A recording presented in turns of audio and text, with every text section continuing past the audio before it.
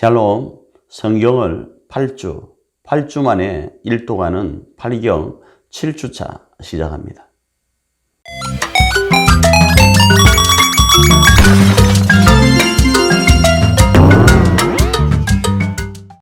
오늘은 지난주의 내용을 조금 요약하기보다는 색다른 부분을 조금 살펴보려고 합니다.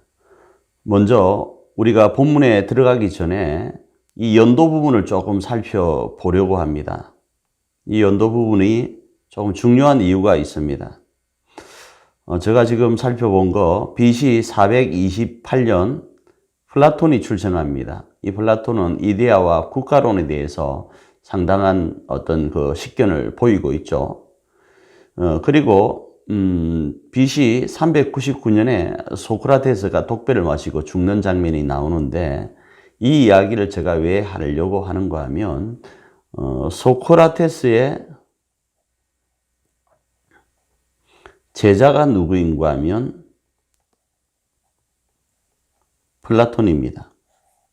그리고 이 플라톤의 제자가 아리스토텔레스입니다. 그리고 이 아리스토텔레스가 누구의 스승인가 하면 알렉산더의 스승입니다. 이 부분을 여러분에게 조금 말씀드리길 원해서 이 부분을 살펴보는데, 그 내용, 그러니까 이 알렉산더라는 사람이 어떤 그 배경 가운데 등장하는지를 말씀하려고 하는 겁니다. BC 359년에 필리포스 2세가 마케도니아의 왕이 됩니다. 이 필리포스 2세는 이 알렉산더 대왕의 아버지입니다. 이해되셨죠? 그리고 BC 336년에 알렉산더 대왕이 즉위를 합니다. 아버지를 이었어요. 그때 제가 옆에 이렇게 써놨죠. 아리스토텔레스가 384년에서 322년에 활동을 했거든요. 그리고 이 알렉산더 대왕이 BC 332년에요. 이집트에 알렉산드리아를 건설하게 됩니다. 이 알렉산드리아는 나중에 70인역이라고 우리 성경의 번역의 장소가 되는 부분이 바로 이곳이 됩니다. 그리고 BC 331년에 이수서 전투라고 여러분 많이 들어보았을 겁니다. 이 이후에 페르시아가 멸망되는 일들이 일어나게 되고 BC 323년에 알렉산더 대왕이 사망합니다. 천하 통일을 이루었던 알렉산더 대왕이 죽게 되니까 이 나라가 분열하게 되죠. 그리고 BC 331년에 이게 왜 두 개가 적혀 있네, 그죠? 이거는 뺍니다. 그리고 BC 264년에 우리가 많이 들었던 포에니 전투라는 것이 있게 되고요.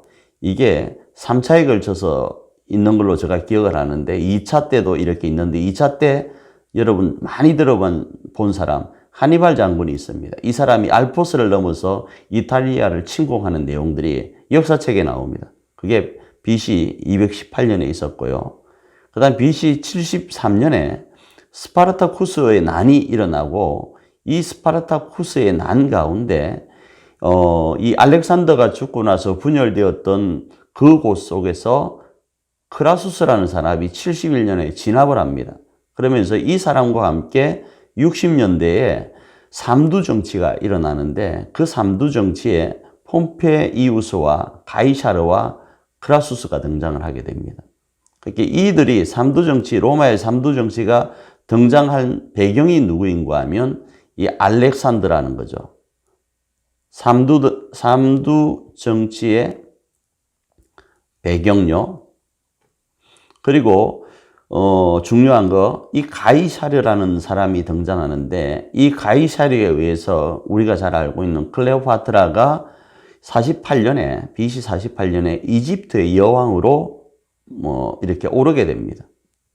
그리고 이 가이사르는 BC 44년에 우리가 잘 아는 블루투스 느마저라고 이야기하듯이 블루투스 등에 의해서 암살이 되고요. 이 암살되고 난 이후에 블루투스 가이사르의 양아들인 옥타비아누스가 나중에 이 BC 27년경에 로마의 초대 황제가 됩니다. 이 내용을 다루려고 제가 소크라테스니 플라톤이니 아리스토텔레스니 이렇게 이야기를 했던 겁니다. 그리고 그 중간에 BC 37년경에 헤롯 왕이 즉위하는 장면이 등장합니다. 그리고 성경에 등장하는 이 옥타비아누스는 아우구스투누스를 이야기하는 거죠. 이 사람이 지금 성경에 등장하는 로마의 황제이기 때문에 제가 언급을 했습니다. 그 다음에 이쪽을 보시면 BC 26년경에 세례 요한이 사역을 시작합니다. 그리고 28년경에 세례 요한에게 예수님이 세례를 받으십니다. 그리고 BC 30년경에 예수님이 십자가에서 체형을 받습니다. 이것은 원래는 BC와 그리고 AD는 예수님의 탄생을 기점으로 기록되었지만 계산을 하는 것 가운데 착오로 인해서 예수님의 출생이 실제적으로는 약 3년에서 4년 정도 이렇게 뒤로 계산이 된 일이 있었습니다. 그래서 지금 예수님의 이 그 십자가 체행이 약 3년 정도 전에 있는 것처럼 이렇게 보여지는 거죠. 그리고 나서 AD 34년경에 바울이 회심을 하고요. 예수님이 십자가에 돌아가시고 나서 4년 정도 뒤에요. 그리고 BC 44년경에 요한의 형제 야고보가 순교합니다. 이 부분이 조금 이따 나올 겁니다. 그리고 AD 46년에 바울이 1차 전도 여행을 떠나고 49년에 예루살렘 공의회가 있습니다. 그리고 50년도에 바울이 2차 전도 여행, 53년에 3차 전도 여행, 61년에 로마에 투옥되고 67년에 바울이 순교합니다. 우리가 잘 아는 64년에 네로 왕제가 로마에 불을 지르죠. 그리고 68년에 베드로가 순교하는데 이 68년에 이 로마의 황제 네로가 내란으로 자살하게 되는 내용들이 있습니다. 이 내용을 먼저 간단하게 다루고 제가 월요일부터 내용을 이야기하려고 합니다. 자, 월요일 내용을 여기에 나와 있는 이 내용을 여러분 생각하면서 조금 들어주시면 좋겠습니다. 먼저 누가복음에 대한 내용인데 이 누가복음은 사도행전 전에 기록이 되었는데 누가복음 1장부터 12장까지는 예수님의 탄생과 공생에 대해서 다루고 있죠. 그래서 제가 이렇게 크게 1장부터 4장까지는 탄생과 공생에 대한 부분을 다루는 걸로, 그리고 5장부터 9장까지는 갈릴리 사역과 설교에 대한 내용요. 그 다음 10장부터 12장까지는 예루살렘을 향한 여정에 대한 이야기를 다룬 것으로 이렇게 제가 기록을 해놨습니다. 이 부분을 가지고 여러분 참고해서 월요일 내용을 좀 읽어 주시길 바랍니다. 다음으로 13장부터 24장까지인데 이 내용은 앞부분하고 동일하게 되어 있어서 제가 이렇게 기록을 해놨네요. 자, 13장에서는 12회를 앓는 여인이 등장을 하고요. 그 다음에 나중된 자가 먼저 되는 일, 그 다음에 먼저 된 자가 나중되는 일, 그 이야기에 대한 내용이 나오고요. 그 다음에 예루살렘에 대한 예언이 등장합니다. 14장에서는 높아짐의 비결, 그러니까 높아지기 위해서는 자신을 낮추어라, 먼저 상석에 앉지 마라, 그런 내용이 나오고요. 제자가 되기 위해서는 어떤 자세를 가지고 어떤 행동 가운데 있어야 될지를 이야기하고 15장에서는 이른 양 비유와 탕자의 비유가 등장합니다. 그리고 16장에서는 불의한 청지기의 비유가 나오는데 여기서 불의한 청지기는 나쁜 의도가 아니고 지혜롭게 행동하는 내용을 다루고 있습니다. 그리고 부자의 죽음에 대한 이야기가 나오고요. 17장에서는 연자맷돌에 대한 내용이 나오죠. 그 실족과 관련되어서요. 그 다음에 나병 환자 10명의 내용이 나오고요. 18장에서는 과부의 송사에 반응하는 재판장, 그리고 바리새인과 세리의 기도, 이 내용은 우리가 잘 알고 있죠. 11조 합니다. 나는 어렵게 삽니다. 나는 어쩝니다 하는데 세리는 하나님 앞에 나는 죄인입니다 하는 그 기도의 내용이 여기 나오고요. 그 다음에 부자가 낙타가 바늘기에 들어가는 것과 같은 그 일이 천국 들어가는 것과 비교하면서 나오고 바디메오의 장면이 나옵니다. 물론 이 누가복음에서는 바디메오라는 이름이 등장하지는 않지만 이 내용을 보면 다윗의 자손 예수여라고 부르는 그 장면에서 다른 공간복음에 나와 있는 내용으로 비교하면 바디메오다 이렇게 이해해서 제가 이렇게 바디메오로 적어 놨습니다. 자, 그리고 19장에서는 삭개오가 나옵니다. 그리고 은 10만화에 대한 비유가 나오는데 달란트 비유와 너무 흡사합니다. 그리고 예루살렘의 파괴에 대한 예언이 나오고요. 그 다음에 20장부터 24장까지는 십자가의 복음과 부활에 대한 내용이 나오는데 20장에서는 예수님의 권위와 포도원 비유가 나오고 세금 문제에 대한 내용, 부활에 대한 논쟁이 일어납니다. 그 다음에 21장에서는 과부의 헌금, 두 렙돈의 헌금과요, 환란의 징조와 재림에 대한 말씀까지도 하십니다. 그리고 22장에서는 마지막 만찬과 베드로의 부인 내용이 나옵니다. 여기서 부인은 베드로의 그 집사람을 이야기하는 게 아닙니다.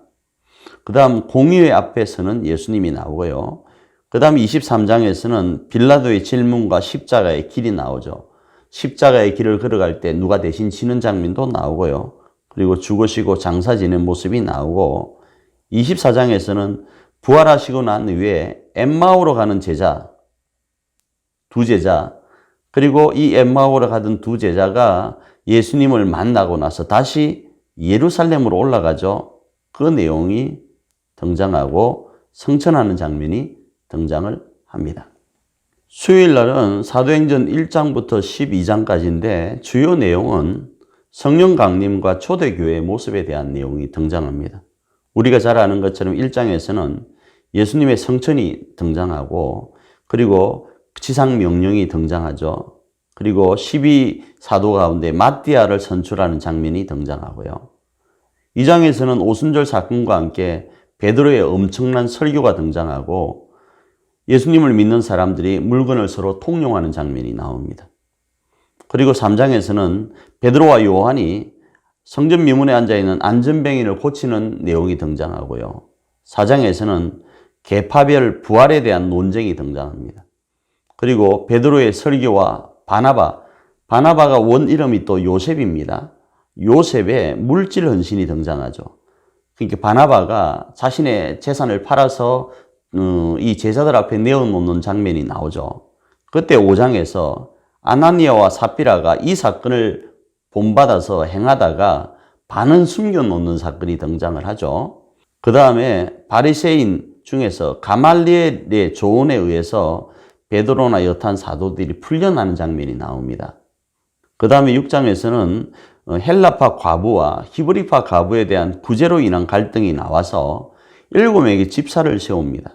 그때 스데반이 성령에 충만한 장면을 언급하고 7장에 가서는 스데반의 설교와 순교의 내용이 등장을 합니다. 그리고 8장에서는 사울이 등장을 이제 하는데 이 스데반과 연결된 거죠. 그래서 사울이 등장하고 그리고 빌립의 전도가 나오고 돈으로 성령을 살려고 하는 시몬이라는 사람이 등장을 합니다. 9장에서는 사울의 회심이 나오고 아까 이 사울이 언제 회심했다 그랬죠? AD 34년경이라고 말씀을 드렸죠. 그리고 베드로가 요빠로 가서 도로가라는 이 다비다를 살리는 장면이 등장을 하죠. 그리고 10장에서는 백부장 고넬료와 베드로의 만남이 기록되어 있고요. 11장에서는 예루살렘의 요빠 사건을 설명하는 베드로가 등장합니다. 그리고 바나바와 사울의 사역도 등장을 합니다. 12장에서는 헤로드 왕의 박해로 야고보가 죽게 됩니다. 이 부분을 아까 말씀을 드렸죠.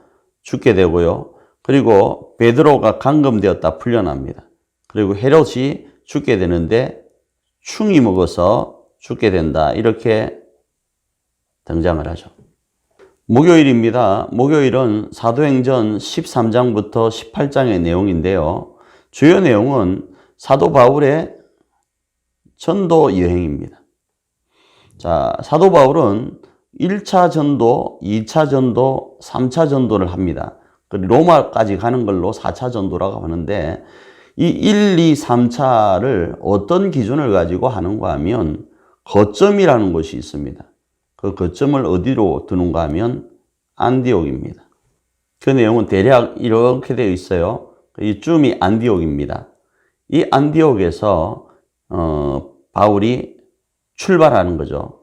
출발해서 구브로로 갔다 여기 섬이 하나 구브로라는 섬이 있는데 이 구브로로 갔다가 다시 이곳으로 갔다가 다시 안디옥으로 돌아오는 거예요. 이게 이 안디옥을 거점 삼는 겁니다. 그래서 1차, 2차, 3차가 다 이 안디옥과 관련되어 있습니다. 그 내용 보면 13장에서 바나바와 바울을 파송합니다. 그리고 마술사 엘루마와 영적 싸움 가운데 있게 되는데 상당히 흥미진진합니다. 설교 총독과의 관련된 내용 때문에 말이죠.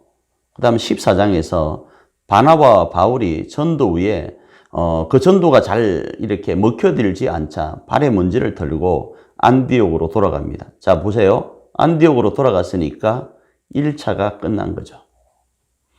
자, 15장에서 예루살렘 회의와 바나바와 바울의 이별이 있죠. 이 사건 참 안타까운 사건이죠. 16장에서는 바울이 디모데를 데리고 전도 여행을 떠납니다. 이게 이제 2차가 되겠죠. 그리고 바울과 실라가 찬송하는 빌립보 감옥 사건이 등장을 하고요. 17장에서 데살로니가에서 안식일에 성경을 강론하고 스토아 철학자들과 변론하는 장면이 또 등장을 합니다. 그 다음에 18장에서 고린도에서 아굴라 부부를 만납니다. 그리고 여기 다시 안디옥으로 귀환합니다. 그리고 다시 출발하니까 3차 전도 여행이 될 거예요. 그 다음 19장에서 두란노 서원에서 강론하고요. 바울을 사용하시는 하나님이 묘사되고 있습니다. 20장에서는 드로아에서 유두고 사건, 그 창문에 떨어지는 사건 말이죠. 그게 발생하고 예수님께 받은 이 사명을 더 깊이, 더 힘있게 감당하기로 결단하는 장면이 나오고요. 21장에서는 빌립, 그러니까 집사 빌립입니다. 빌립의 딸 넷이 바울이 예루살렘으로 올라가면 죽음의 공경에 빠지게 될 것을 예언하지만 예루살렘으로 바울은 향합니다. 그래서 나중 결론은 이 예루살렘에서 로마로 가는 것이 4차 전도 여행이 되겠다. 이렇게 이해하시면 되겠습니다. 22장에서는 바울의 간증과 설교가 나옵니다. 그리고 로마 시민권자임을 밝히면서 채찍을 맞을 장면에서 이렇게 빠져나오는 장면이 나오고요. 23장에서 바울의 간증과 부활에 관한 설교로 이 부활은 사두개파에서는 부정하는 장면이다 보니까 갈등이 일어나는 장면이 나옵니다. 그리고 24장에서는 대제사장 아나니아의 고발이 나옵니다. 바울을 고발합니다. 그러자 바울에게는 다시 설교할 수 있는 기회가 주어지죠. 변론할 수 있는 기회가 주어졌다라는 거죠. 25장에서는 바울을 죽이려는 사람들과 황제의 판결을 요구하는 바울이 있습니다. 바울을 정말로 죽이려고 결사대가 구성될 정도였으니까요. 26장에서는 아그리빠 왕에게 자신을 변론하는 바울이 나오고요. 그래서 이 아그리빠 왕이 바울의 무죄함을 알기는 하지만 바울이 이 황제에게 판결을 요청했기 때문에 보낼 수밖에 없는 내용이 등장하고요. 27장에서는 바울이 이탈리아로 가는 이 항해를 반대합니다. 왜 그런가 하면 풍랑으로 인해서 파손될 걸 알게 됩니다. 그러나 바울의 말보다는 선장들의 말을 더 듣고 출발을 하다가 276명이 위기에 처하는데 바울이 이 276명이 죽지 않을 것을 말을 합니다. 28장에서는 파손되고 도착한 곳에서 불을 쬐다가 바울이 독사에게 물리죠. 그런데 도리어 죽지 않는 바울을 신으로 이렇게 추앙하는 장면이 나오고 바울이 로마로 가서 복음을 전하는 장면이 바로 이 목요일 장면에서 등장을 합니다. 금요일입니다. 금요일은 로마서 1장부터 11장까지인데 두 부분으로 좀 나누어 볼까요? 로마서는 1장부터 11장까지는 복음에 대한 설명을 합니다. 그 다음에 12장부터 16장까지는 생활에 대한 내용을 다룹니다. 이 판을 세워서 쓰다 보니까 글이 좀 그래요. 원래 저 글 좀 쓴다고 하긴 좀 그렇지만 세워서 하다 보니까 더 그러네요. 자, 그래서 주요 내용은 복음에 대한 정립으로 이해할 수 있습니다. 자, 1장에서는 바울이 로마 방문 계획을 말을 하고요. 복음에 대한 설명을 합니다. 그 다음에 2장에서는 하나님의 심판, 이런 부분들이 등장하는데 이 부분은 여러분 짧은 말로 이렇게 하기가 좀 어려운 부분이 있었어요. 이렇게 한번 읽어보면 좋겠습니다. 3장은 죄 아래에 있음, 그리고 하나님의 의에 대해서, 4장에서는 아브라함의 믿음과 언약에 대한 이야기, 5장에서는 의롭다 하심과 아담과 그리스도의 관계성에 대한 이야기를 하고요. 6장에서는 그리스도와의 연합과 의의 종에 대한 이야기, 7장에서는 혼인관계로 비유한 율법과 죄에 대한 내용을 다루고 있고요. 그 다음 8장에서 우리가 잘 아는 생명의 성령의 법과 모든 피조물이 고대하는 구원에 대한 이야기를 합니다. 그리고 9장에서는 약속의 자녀와 하나님의 진노와 긍휼에 대한 이야기, 믿음에서 난 의에 대한 이야기를 하고요. 10장에서는 믿음과 들음과 그리스도의 말씀에 대한 관계성에 대해서 이야기를 합니다. 11장에서는 이스라엘의 남은 자와 이방인의 구원과 이스라엘의 구원에 대한 이야기를 하고 있습니다. 그리고 앞에서 말씀드린 것처럼 12장부터 16장까지는 이건 복음에 대한 정립이 아니고요. 생활에 대한 이야기를 다루는데 율법 안에서의 새 생활, 그러니까 그리스도인의 생활은 어떠해야 되는지를 말씀을 합니다. 13장에서는 사랑이란 무엇인지에 대한 이야기를 조금 다른 각도에서 말씀을 하고 있습니다. 그리고 14장에서는 형제 비판에 대한 이야기, 15장에서 선과 덕에 대한 이야기, 제사장 직분 가운데 있는 우리의 모습을 이야기를 하고 바울의 로마 방문 계획을 말씀을 합니다. 그리고 16장에서는 문안과 찬양에 대한 내용을 말씀을 하는 것이 로마서의 내용인데 제가 여러분 하루하루 읽는 하루 분량의 내용을 이렇게 카톡으로 보내는 경우가 있죠. 만일에 카톡으로 보낼 때 연도를 이렇게 적어 드릴 거예요. 물론 여기에도 지금 나와 있잖아요. 그죠? 이 연도요. 이 연도와 연결해서 이 부분과 비교할 수 있도록 적어 드릴 거예요. 그렇게 이해하시면 좋겠습니다. 그리고 주일입니다. 고린도전서 1장부터 6장까지인데 이거 또 안 지웠네. 그죠? 이건 아닙니다. 이 내용을 요약하라 그러면 이렇게 요약할 수 있을 것 같아요. 여기에 나와 있는 것처럼 그리스도에 속한 자 이렇게도 정리할 수 있을 것 같아요. 누구는 누구 파다. 또 누구는 누구 파다. 또 누구는 누구 파다. 이렇게 분열되어 버리는 삶이 있는데 이 분열의 해결점은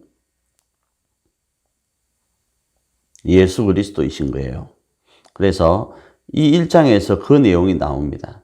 그리고 십자가에 도라는 이 단어가 등장하고요. 2장에서는 전도 1장과 연결해서 전도는 지혜의 가르침으로 하지 않습니다. 그 이야기가 나오죠. 전도의 미련한 것을 통해서 구원을 일으키시는 하나님의 능력에 대한 이야기를 말을 하고요. 3장에서는 자라게 하시는 이는 하나님이시다. 물은 누가 주고 또 이렇게 어떻게 하는 건 누가 주고 하고 그러나 자라게 하시는 이는 하나님이시다는 내용요. 4장에서는 그리스도의 일꾼으로서 박해를 이기는 사람들에 대한 내용, 5장에서는 고린도에 있는 죄에 대해서 지적을 합니다. 이 지적은 세상 사람들도 가지지 않는 죄라는 거예요. 왜 이 죄가 교회 안에 있냐라고 지적을 하고 이런 사람들은 요즘의 말로 한다 치면 치리하라는 이야기입니다. 그 이야기를 하고 있습니다. 6장에서는 교회 안의 형제의 문제는 교회 안에서 해결하라는 거예요.